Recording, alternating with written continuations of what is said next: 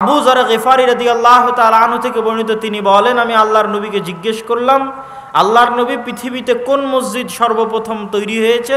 আল্লাহর নবী বললেন, আল মসজিদুল হারাম, মক্কার কাবা সর্বপ্রথম তৈরি হয়েছে আল্লাহর ইবাদতের জন্য। আমি বললাম, সুম্মা আইয়ু, তারপরে কোন মসজিদ তৈরি হয়েছে? তিনি বললেন, আল মসজিদ আল আকসা, মসজিদে আকসা তৈরি হয়েছে। আমি জিজ্ঞেস করলাম, কাম বাইনাহুমা, কত বছরের ব্যবধান? আল্লাহর নবী বললেন, আরবাউনা আম, 40 বছরের ব্যবধান।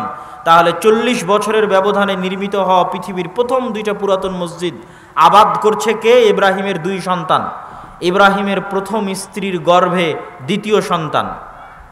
যেহেতু প্রথম সন্তান এসেছে দ্বিতীয় স্ত্রীর গর্ভে, ইসহাক আবাদ করছে জেরুজালেমে আল মসজিদ আল আকসা, আর দ্বিতীয় স্ত্রীর গর্ভে প্রথম সন্তান ইসমাইল আবাদ করবে মক্কার কাবা। আর ইব্রাহিম আলাইহিস সালাতু ওয়াস সালাম প্রথম নবী, যিনি জেরুজালেম থেকে মক্কায় সফর করেছেন 5 বার, আনুমানিক 5 বার, ইতিহাসে পাওয়া যায় আরও কতবার করেছেন আল্লাহ ভালো জানে। 1500 কিলোমিটারের পথ পায়ে হেঁটে গেছেন। একবার স্ত্রী পুত্রকে রাখতে গেছেন, একবার কুরবানি করতে গেছেন, একবার গিয়ে ছেলেকে পাননি, স্ত্রীকে তালাক দিতে বলে এসেছেন, আর একবার গিয়ে ছেলেকে পাননি, স্ত্রীকে রাখতে বলে এসেছেন, আর একবার গিয়ে ছেলেকে সাথে করে নিয়ে কাবা তৈরি করেছেন। ওয়াইদ ইয়ারফাউ ইব্রাহিমুল কাওয়াইদা মিনাল বাইত ওয়া ইসমাইল, যখন ইব্রাহিম এবং ইসমাইল মিলে কাবা তৈরি করলো তখন। তাহলে কত আগে আমরা জেরুজালেম এবং কাবার আলোচনা পাচ্ছি? আজ থেকে 5000 বছরেরও বেশি অতীতকালের কথা আমরা বর্ণনা করছি। সম্মানিত উপস্থিতি, ইসহাক আলাইহিস সালাতু ওয়াস সালামের সন্তানের নাম হচ্ছে ইয়াকুব। ইয়াকুব আলাইহিস সালাতু ওয়াস সালামের 12 সন্তান ছিল, তার মধ্যে একজন ইউসুফ। এই সকল নাম ইংরেজিতে একই ব্যক্তি, কিন্তু উচ্চারণ আলাদা। ইব্রাহিমকে তারা বলে আব্রাহাম, ইসহাককে তারা বলে আইজ্যাক, ইয়াকুবকে তারা বলে জ্যাকব, ইউসুফকে তারা বলে জোসেফ। যেমন আপনি যদি দেখেন Saint Joseph school and college, তাহলে ধরতে হবে হজরত ইউসুফ আলাইহিস সালাতু ওয়াস সালাম school and college. Saint Joseph দিয়ে তারা ইউসুফ আলাইহিস সালাতু ওয়াস সালামকেই বুঝিয়েছে, উচ্চারণের পার্থক্য।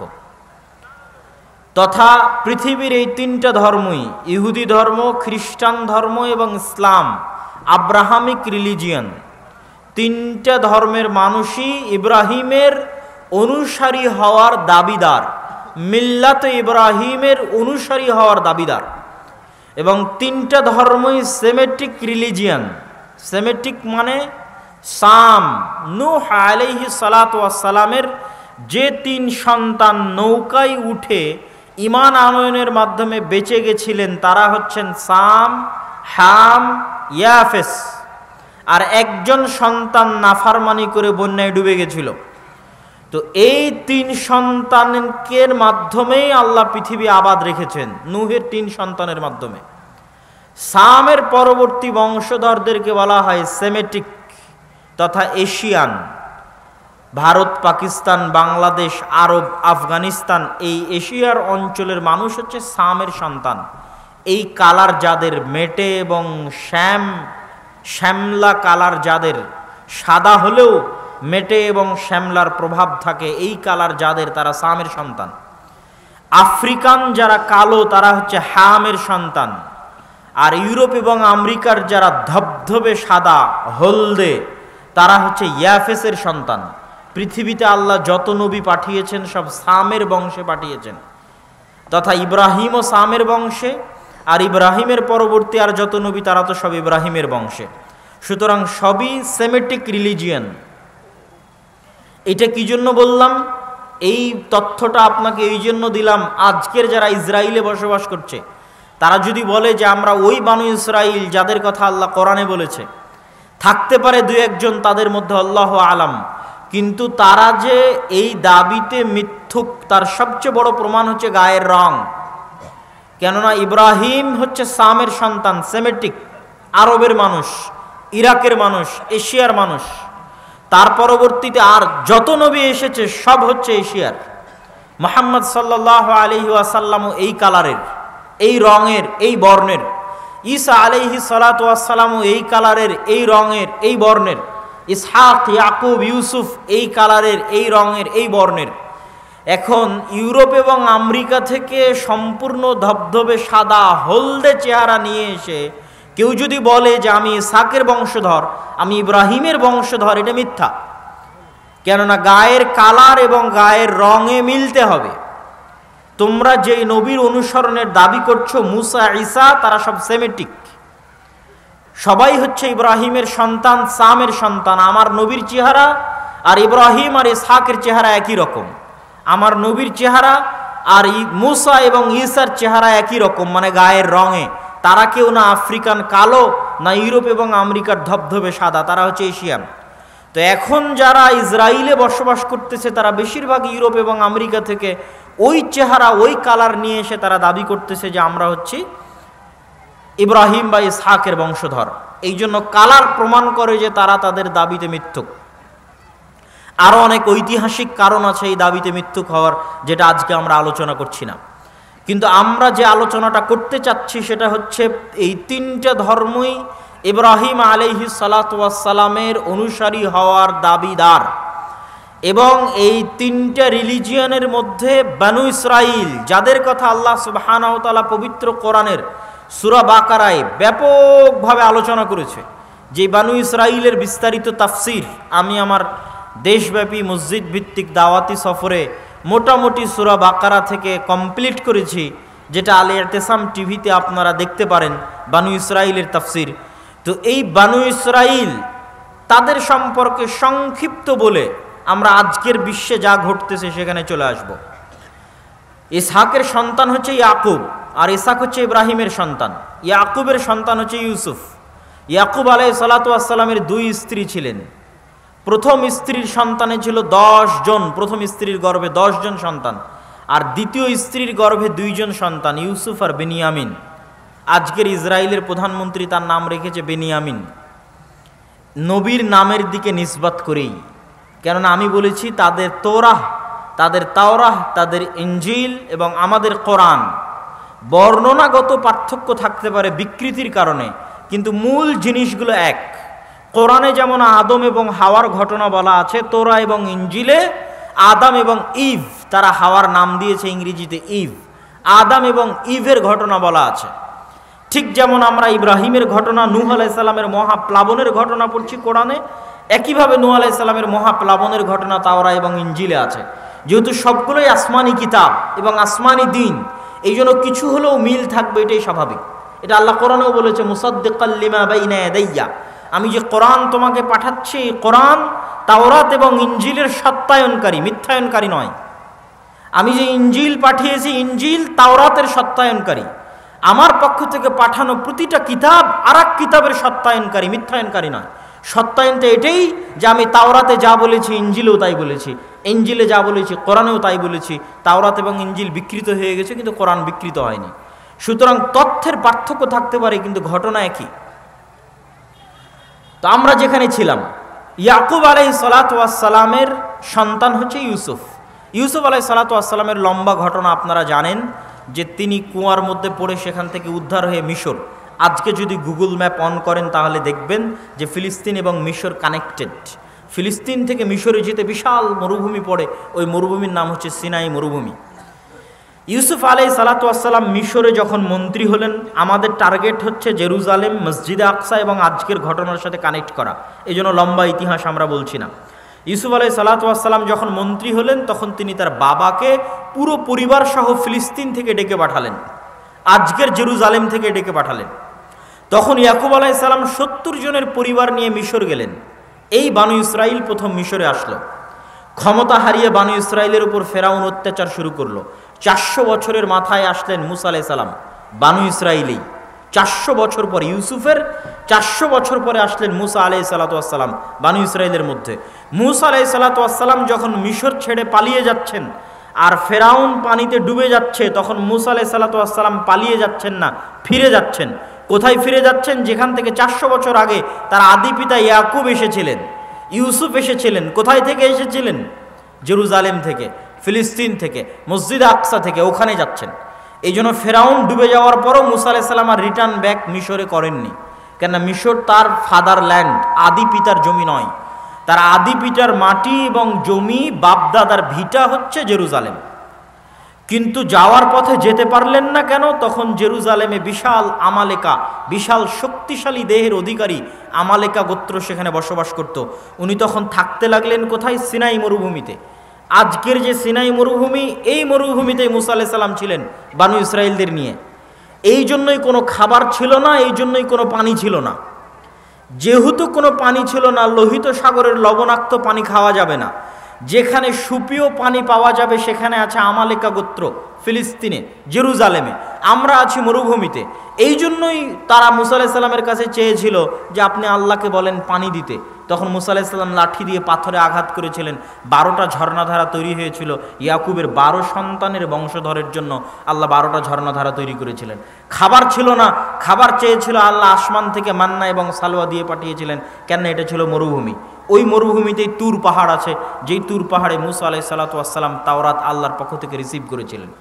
আল্লাহ তাদেরকে আদেশ দিলেন জিহাদ করার জন্য, জেরুজালেম বিজয় করতে হবে, জিহাদ করো। আর তারা চোখের সামনে ফেরাউনকে ডুবতে দেখেও, চোখের সামনে পাথর থেকে পানি বের হতে দেখেও, চোখের সামনে আসমান থেকে মান্না এবং সালোয়া পাওয়ার পরেও এই বানু ইসরাইল মুসা আলাইহিস সালামকে বলে বসলো, ইযহাব আনতা ওয়া রাব্বুকা ফাকাতিলা, আপনি আর আপনার প্রতিপালক গিয়ে যুদ্ধ করেন, আমরা যাব না, আমরা এখানে বসে থাকলাম। আপনি আর আপনার প্রতিপালক গিয়ে যুদ্ধ করে যেদিন বিজয় করবেন সেই দিন আমরা আসবো। এরকম নিমক হারাম কওম ছিল। কেন তারা এতটা নিমক হারাম হয়ে গেল? আরো বহু নিমক হারামে এদের এই পুরো ঘটনায়, বানু ইসরাইলের এই পুরো ঘটনায় আল্লাহ সূরা বাকারায় পবিত্র কোরআনে তুলে ধরেছে। কেন? এখান থেকে আমাদের শিক্ষা আছে। বানু ইসরাইলদের স্বভাব চরিত্র আমাদের স্বভাব চরিত্র হয়ে যাবে, এখান থেকে আমাদের শিক্ষা আছে। এই জন্য আল্লাহ তুলে ধরেছে কোরআনে।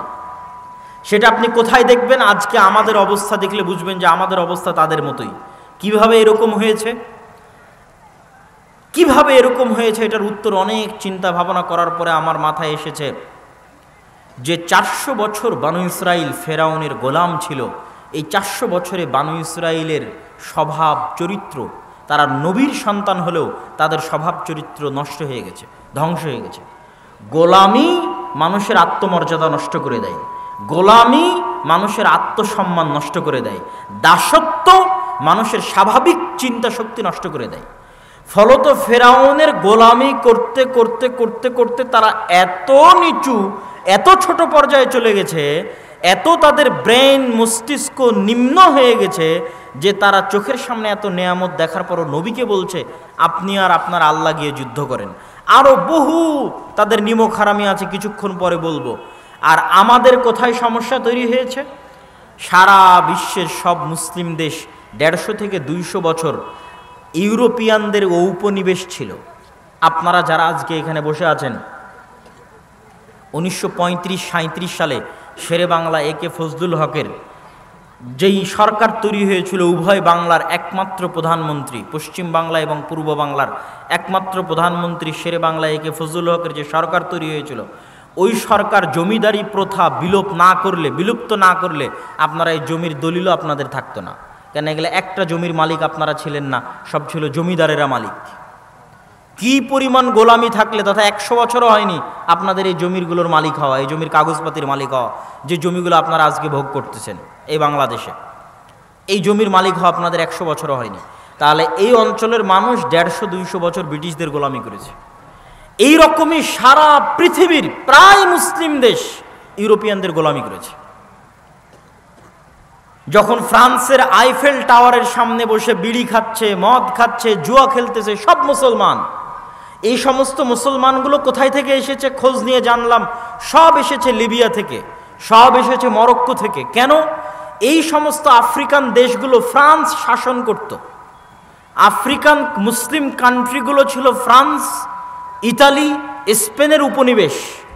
ফলত স্পেন, ফ্রান্স, ইতালির গোলামি করতে করতে করতে করতে এদের স্বভাব নষ্ট হয়ে গেছে। আর আমাদের স্বভাব নষ্ট হয়ে গেছে 150 থেকে 200 বছর ব্রিটিশদের গোলামি করতে করতে। ফলত আমরা জন্মগত গোলাম, রক্তের মধ্যে গোলামি আছে। এই জন্য আমরা স্বাভাবিক স্বাধীন চিন্তা করতে পারি না, আমাদের আত্মসম্মান নাই, আত্মমর্যাদা নাই। দেখবেন সকাল সন্ধ্যা গণ্ডগোল, মারামারি, হিংসা, বিদ্বেষ। এরকম গণতন্ত্র, যেই গণতন্ত্র বাংলাদেশে আছে, এরকম গণতন্ত্র পৃথিবীর আর কোনো দেশে পাবেন না। গণতন্ত্র খারাপ কি ভালো সেটা আলাদা কথা, কিন্তু গণতন্ত্র তো ইংল্যান্ডে আছে, গণতন্ত্র তো আমেরিকায় আছে, কিন্তু ইংল্যান্ড এবং আমেরিকায় এরকম মারামারি, এরকম কাটাকাটি, এরকম হিংসা বিদ্বেষ কোনোদিন শুনেছেন? কথা বলেন, কোনোদিন দেখেছেন? কোনোদিনই পাবেন না। কেন? তাদের আত্মমর্যাদা আছে, তারা পৃথিবীকে শাসন করে এসেছে, ওরা হচ্ছে শাসক। আত্মমর্যাদা, আত্মসম্মানের কারণে এই পরিবেশ তৈরি হয় না, মারামারি, কাটাকাটি, হিংসা হিংসি, খামচা খামচির পরিবেশ তৈরি হয় না। পুলিশ বাহিনী পুলিশ বাহিনীর মতো কাজ করে, বিচার বিভাগ বিচার বিভাগের মতো কাজ করে, সরকার সরকারের মতো কাজ করে। 5 বছর পর পর ভোট দিয়ে মানুষ সরকার পরিবর্তন করে। কেউ ক্ষমতায় এসে মনে করে না যে আমি পুলিশকে আমার অধীনে নিয়ে চলে আসব। কেউ ক্ষমতায় এসে মনে করে না যে আমি বিচার বিভাগকে আমার অধীনে নিয়ে চলে আসব। কেন? তারা জন্মগত পৃথিবীকে শাসন করে এসেছে, শিক্ষায় উন্নত, জ্ঞানে উন্নত, ব্যক্তিত্বে, চরিত্রে, আত্মমর্যাদা, আত্মসম্মানে উন্নত, নিচু ছোট চিন্তা ভাবনা নাই। আর আমরা হচ্ছে গোলামি করেছি 150 বছর 200 বছর। যখন বাদশাহ আলমগীর ছিল তখনকার মুসলমানেরা এরকম ছিল না। মানে আজকের যে মুসলমান, আজ থেকে 300 বছর আগে যখন বাদশাহ আলমগীর এদের শাসন করেছে তখনকার মুসলমানেরা এরকম ছিল না। তখন মাদ্রাসা মসজিদের নামে গোটা ভারতের 5 ভাগের 1 ভাগ সম্পত্তি শুধু মাদ্রাসা মসজিদের নামে ওয়াকফ করা ছিল। গোটা ভারত, পাকিস্তান, বাংলাদেশকে 5 ভাগ করবেন, 5 ভাগ করে 1 ভাগ করলে কত হাজার বিঘা হয়? এত হাজার বিঘা সম্পত্তি, এত লক্ষ বিঘা সম্পত্তি শুধু মসজিদ মাদ্রাসারই ছিল। এখন দেখান দেখি 200 বছরের পুরাতন কোনো মসজিদ মাদ্রাসার জমি আছে কিনা? নাই। তাহলে এই জমিগুলো কোথায় গেল? যখন লাখিরাত সম্পত্তি বাজেয়াপ্তকরণ আইন পাশ করেছিল ব্রিটিশরা, তখন এগুলো সব সম্পত্তি বাজেয়াপ্ত হয়ে গেছিল। মসজিদ মাদ্রাসার নামে 500-600 বছর যাবৎ মুসলমানদের ওয়াকফ করা জমি বাজেয়াপ্ত হয়ে গেছে। মানে মুসলমানেরা তো এই দেশে 150-200 বছর থেকে নাই, প্রায় 1000 বছর থেকে এই দেশে আছে। তাহলে 1000 বছরের পুরাতন মাদ্রাসাও থাকতে হবে, 1000 বছরের পুরাতন মসজিদও থাকতে হবে, অসংখ্য। নাই কেন? এগুলো সব সম্পত্তি বাজেয়াপ্ত হয়ে গেছে, ছিল। এই গোলামি মুসলমানদেরকে ধ্বংস করে দিয়েছে। ওই যে ফ্রান্সের আইফেল টাওয়ারের সামনে বসে বিড়ি খাচ্ছে, এগুলো সব মুসলমান। একটা মদখোর, একটা জুয়াখোর, একটা অধপতিত, নিম্ন, অশিক্ষিত, মূর্খ জাতিতে পরিণত হয়ে গেছে। ঠিক বানু ইসরায়েলেরা যেমন 300 বছর 400 বছর ফেরাউনের গোলামি করে ধ্বংস হয়ে গেছে, আমাদের অবস্থা হচ্ছে গোলামি করতে করতে আমরা ওই পর্যায়ে চলে গেছি। সম্মানিত উপস্থিতি, এই বানু ইসরায়েলদের যখন এই আচরণ দেখলেন তখন মুসা আলাইহিস সালাতু ওয়াস সালাম কষ্ট পেলেন। কষ্ট পেয়ে তিনি আল্লাহর কাছে দোয়া করলেন, হে আল্লাহ, আমার মৃত্যু যেন জেরুজালেমের এত নিকটে হয় যেখান থেকে একটা ঢিল নিক্ষেপ করলে আমার কবরে এসে পড়ে, বা এই মসজিদে আকসা থেকে একটা ঢিল নিক্ষেপ করলে যেন আমার কবরে এসে পড়ে, এত নিকটে আমার মৃত্যু, বা আমার দাফন এবং আমার কাফনের ব্যবস্থা করিয়েন। এটা বুখারীর হাদিস। আল্লাহর নবী বলছেন, আমি ফিলিস্তিনে থাকলে তোমাদের দেখাতাম কোথায় মুসা আলাইহিস সালাতু ওয়াস সালামের কবর রয়েছে। মুসা আলাইহিস সালাতু ওয়াস সালামের মৃত্যুর পরে আসলেন ইউশা বিন নুন। 40 বছরের আজাব শেষ হলো বানু ইসরায়েলের। আজাব শেষ হওয়ার পর ইউশা বিন নুনের নেতৃত্বে তারা জিহাদ করল। লম্বা ঘটনা। জিহাদের দিন আল্লাহ সূর্য থামিয়ে দিলেন। যুদ্ধের দিন পৃথিবীর ইতিহাসে প্রথম একবার মাত্র আল্লাহ সুবহানাহু ওয়া তাআলা সূর্য থামিয়ে দিয়েছিলেন। সেই দিন এই দিন, যেই দিন জেরুজালেম মসজিদ আকসা বিজয় হবে সেই দিন। ইউশা বিন নুনের নেতৃত্বে মসজিদ আকসা বিজয় করতে গিয়ে শুক্রবার বিকেল হয়ে গেছে। শুক্রবারের সন্ধ্যা নামলে শনিবারের দিন শুরু হবে। শনিবারের দিন শুরু হলে যুদ্ধ বিগ্রহ নিষিদ্ধ। সেই দিন অনুযায়ী, মুসা আলাইহিস সালামের দিন অনুযায়ী, তাওরা অনুযায়ী শনিবারের দিন শুরু হলে যুদ্ধ বিগ্রহ নিষিদ্ধ। শুক্রবার সন্ধ্যা হলেই যুদ্ধ বিগ্রহ নিষিদ্ধ হবে। এই জন্য ইউশা বিন নুন আল্লাহর কাছে দোয়া করলেন, আল্লাহুম্মা হবিস আলাইনা ইয়া শামস ইন্নাকা মা'মুরা ওয়া আনা মা'মুরুন। হে সূর্য, তুমি আদিষ্ট আর আমিও আদিষ্ট। হে আল্লাহ, এই সূর্যকে আপনি আমাদের উপর থামিয়ে দিন, যেন যুদ্ধ শেষ করে বাইতুল মুকাদ্দাস মসজিদে আকসা বিজয় করতে পারি। আল্লাহর নবী বলছেন যে ইন্না শামসা লাম তুহবাস লিবাশারিন, পৃথিবীতে কোনোদিন সূর্য কোনো মানুষের জন্য থামেনি ইল্লা লিইউশা বিন নুন, একমাত্র ইউশা বিন নুন এবং বানু ইসরাইলের জন্য আল্লাহ সূর্য থামিয়ে দিয়েছিলেন যেন তারা মসজিদে আকসা বিজয় সম্পন্ন করতে পারে। কত বড় নিমক হারাম জাতি, চোখের সামনে দেখলো সূর্য থেমে গেছে। এই সূর্য থামানোর মাধ্যমে আল্লাহ তাদের মসজিদে আকসা বিজয় করার সুযোগ দিলেন। এবার আল্লাহ তাদেরকে আদেশ দিচ্ছেন, শোনো, যখন তোমরা কারিয়ায় প্রবেশ করবে, আমি তাদেরকে বলে দিলাম, যখন তোমরা এই শহরে প্রবেশ করবে তখন তোমরা বলবে হিত্তাতুন নাগফির লাকুম, তোমরা মুখে উচ্চারণ করবে হিত্তাহ, আমি তোমাদের ক্ষমা করে দিব। হিব্রু ভাষায় হিত্তা হচ্ছে আস্তাগফিরুল্লাহ, আরবিতে আস্তাগফিরুল্লাহ আল্লাযী লা ইলাহা ইল্লা হুয়াল হাইয়ুল কাইয়্যুম ওয়া আতুবু ইলাইহি, বা আরবিতে আস্তাগফিরুল্লাহ হচ্ছে হিব্রুতে হিত্তা।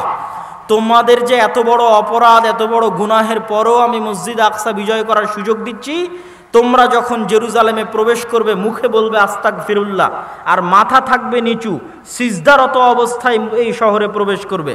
এবার আল্লাহ নিজে কোরআনে বলছে, আল্লাহ সুবহানাহু ওয়া তাআলা নিজে কোরআনে বলছে যে এই বানু ইসরাইল যখন আল্লাহ সুবহানাহু ওয়া তাআলার এত বড় নিয়ামত দেখার পরও জেরুজালেমে প্রবেশ করলো, তখন পিছন আগে দিল, মাথা আগে নয়, মাথা উঁচু রেখে পিছন আগে ঠেলে শহরে দিল, আর মুখে উচ্চারণ করলো হিনতাতুন।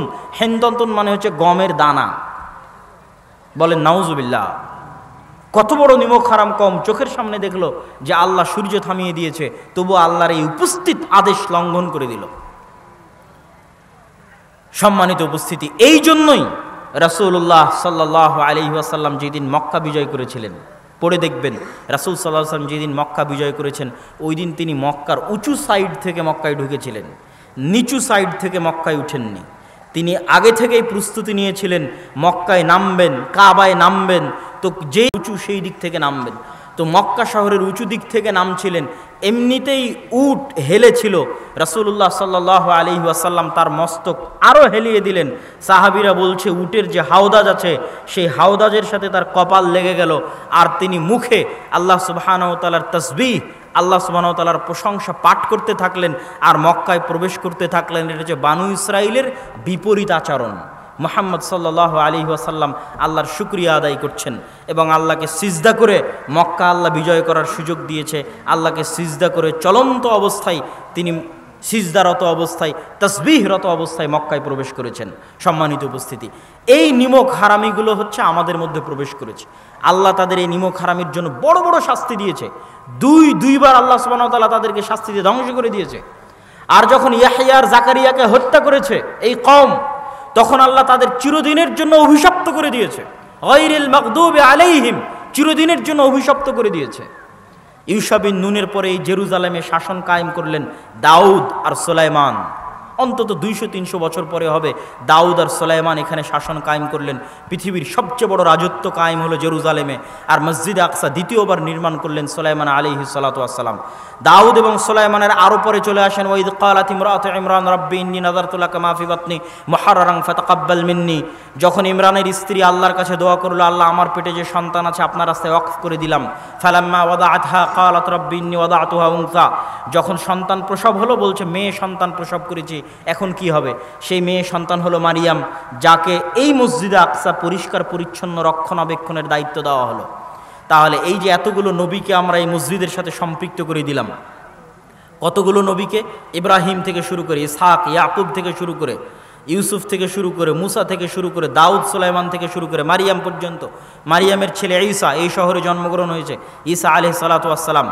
তারা বলে ঈসা আলাইহিস সালাতু ওয়াস সালামকে তারা বলে জেসাস, আর মারিয়ামকে বলে মা মেরি, আর মুসা আলাইহিস সালাতু ওয়াস সালামকে বলে মোজেস।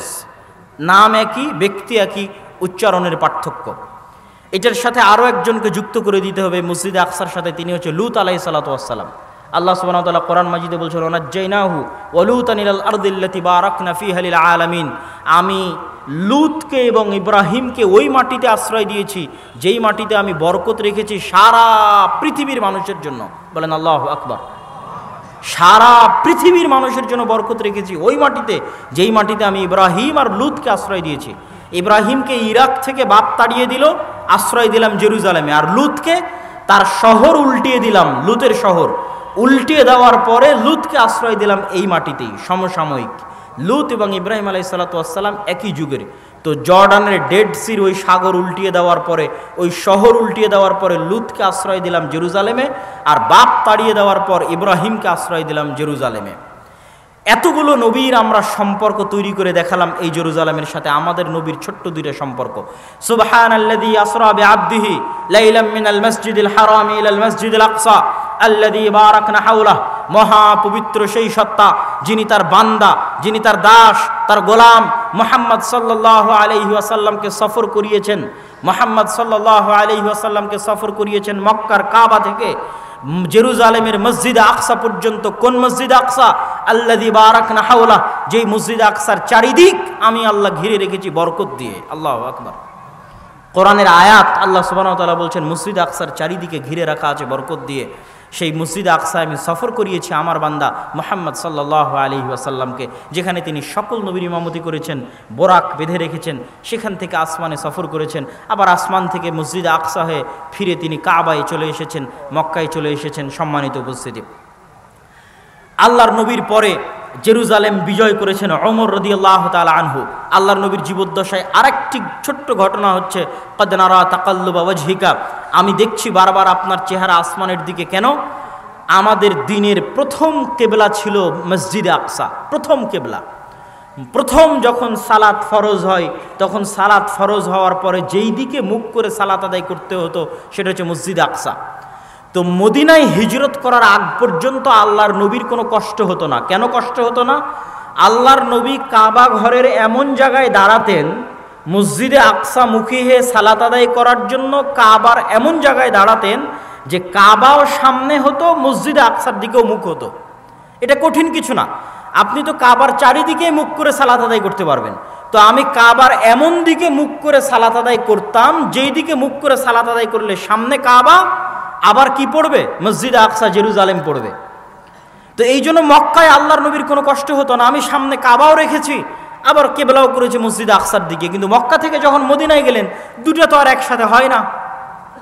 কাবা একদিকে, জেরুজালেম আর একদিকে, একসাথে তো দুটাকে তিনি কেবলা বানাতে পারছেন না।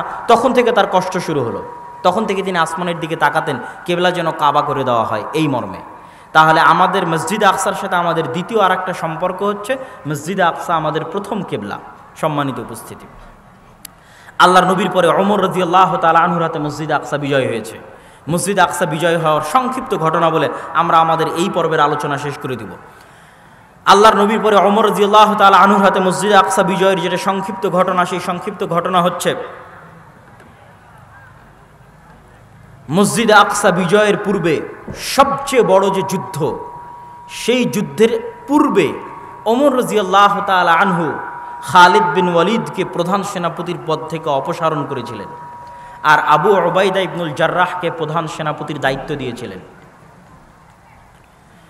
প্রধান সেনাপতির দায়িত্ব পেয়ে আবু উবাইদা ইবনুল জাররাহ যখন এই যুদ্ধে অংশগ্রহণ করতে যাচ্ছে, তখন সে দেখতেছে যে তার সেনাবাহিনীর সদস্য মাত্র 12,000, আর বিশাল রোমান এম্পায়ারের সেনা সদস্য হচ্ছে 3 লক্ষ।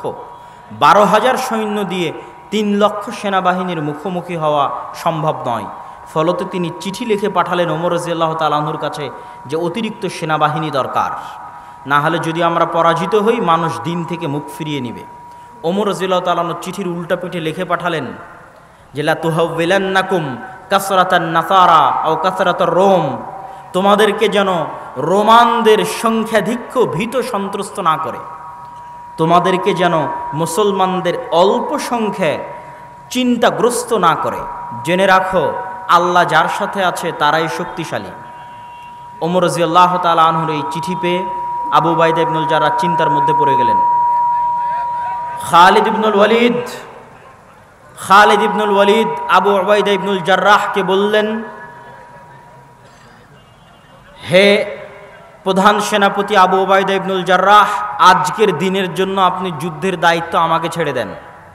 কাগজে কলমে প্রধান সেনাপতি আপনি, কিন্তু আজকের যুদ্ধের প্রধান সেনাপতি আমি। আবু উবাইদা ইবনুল জাররাহ খালিদ বিন ওয়ালিদের হাতে প্রধান সেনাপতির দায়িত্ব ওই দিনের জন্য ছেড়ে দিলেন। সংক্ষিপ্ত আকারে কথা হচ্ছে, 6 দিন যুদ্ধ হলো। 6 দিন যুদ্ধের পর মুসলমানেরা যুদ্ধে বিজয় করে 4 ভাগে ভাগ হয়ে, আজকের যে গাজার নাম শুনছেন, এই গাজা প্রথম বিজয় হয়। ফিলিস্তিনে ইসলাম প্রবেশের পথে প্রথম বিজয় হয় হচ্ছে Gaza, Haifa, Hakka, Tel Aviv, এগুলো সব শহর মুসলমানের আস্তে আস্তে বিজয় করতে লাগলো। বিজয় করতে করতে চারিদিক থেকে জেরুজালেমকে ঘিরে ফেললো, কেন জেরুজালেম ছিল হেডকোয়ার্টার। চারিদিক থেকে যেই দিন জেরুজালেমকে ঘিরে ধরা হয়, সেই দিন ওখানে সাহাবি ছিল 4,000 সাহাবি উপস্থিত ছিল জেরুজালেম বিজয়ে। 1 মাস যাবৎ জেরুজালেম ঘিরে রাখার পরেও পাদ্রী চাবি হস্তান্তর করেনি।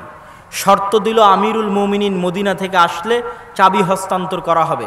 আমিরুল মুমিনিন মাত্র একজন গোলাম, একজন কৃতদাস সাথে নিয়ে এই দীর্ঘ 1500 কিলোমিটারের পথ উটের পিঠে চড়ে রওনা দিলেন মদিনা থেকে জেরুজালেম।